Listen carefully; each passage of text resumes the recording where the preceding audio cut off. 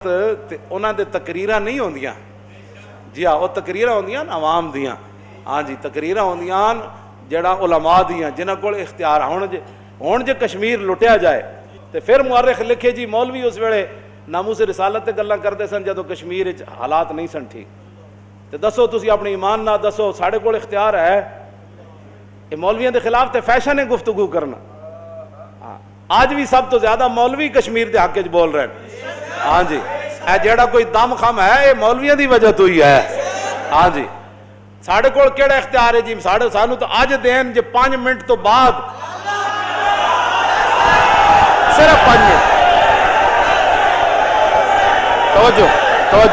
توجہ اے کوئی جذباتی بات نہیں ہے میں تو ساڑھے کو ہے ہی کچھ نہیں یا تو سانو دین تے 5 منٹ تو بعد میں اعلان نہ کرا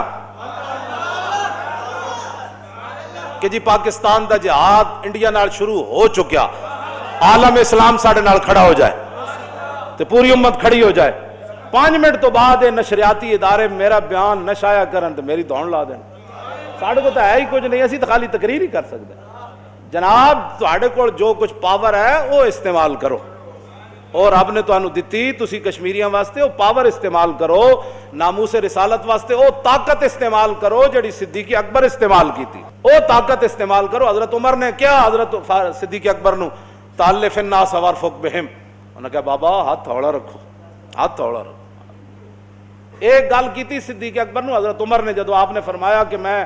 مانین زکات نو وڈ دینا ہے انہوں نے کہا تھوڑا جہا ہاتھ تھوڑا رکھو چلو یہ نماز تے پڑھ دین نا آج بھی کر دین روزہ بھی رکھ دین ایک زکات نہیں دین دے بعد جنہاں نو نبڑ لواں گے وڈے کام اجے موجود ہیں پہلے انہاں نال تے لڑیے تے آپ نے کی فرمایا حضرت عمر نو فرمایا سکلت کا امو کا یا عمر اے حضرت عمر دے ادب دی وجہ تو میں دا ترجمہ نہیں کردا ہاں جی گل بڑی ڈاڈی کیتی صدیق اکبر نے فرمایا جبار فی الجاہلیت و خوار فی الاسلام فرمایا جاہلیت وچ بڑا ڈاڈا سی تے ہن تو نرم پہ گیا گل کیے حکمرانوں کی باتیں ہوتی ہیں فیصلہ کن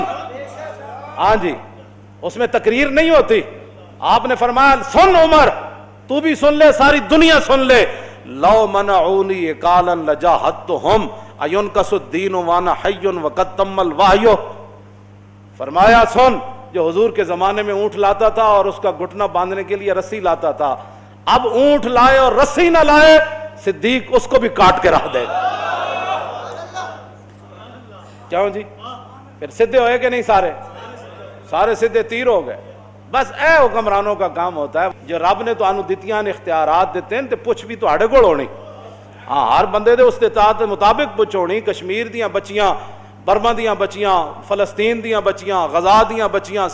قیامت والے دن ساریاں چلیاں گئیاں حضور دی بارگاہ وچ پھر اللہ دی بارگاہ اتھے عدالت لگڑی بڑی ڈاڈی تو پھر اتھے کی جواب دے ہوگے کہ ہم ان کے ساتھ کھڑے تھے لیکن سے تو کوئی مسئلہ حل نہیں ہونا اگر آج کچھ کرنا ہے تو آج تاریخ مورخ پھر وہ وقت گزر چکا ہوتا ہے ہاں پھر وہ وقت گزریا کدی واپس نہیں آیا پھر بندہ انجے ہاتھ ہی مردہ ہاں آج کشمیریاں دے نال کھڑے ہو جاؤ حضور دی عزت آبرو دے واسطے ایتھے جتنے گستاخ موجود ہیں آپ کو اتنا درد ہے نا وہاں جو ہوا تو جتنے گستاخ بند ہیں ان کو تختہ دار پر لٹکاؤ اصغر کذاب جس نے کہا تھا میں نبی ہوں وہ جیل میں بند ہے 80,000 روپے اس کی جیب سے نکلا تھا اور وہ ڈرائیونگ کر رہا تھا برطانیہ آپ کہتا ہے کہ ہمیں واپس دو اس نے کہا میں نبی ہوں اگر آپ کو حضور کی عزت پر اتنا ہی تکلیف ہوتی ہے نا تو سب سے پہلے اصغر کذاب کو لٹکاؤ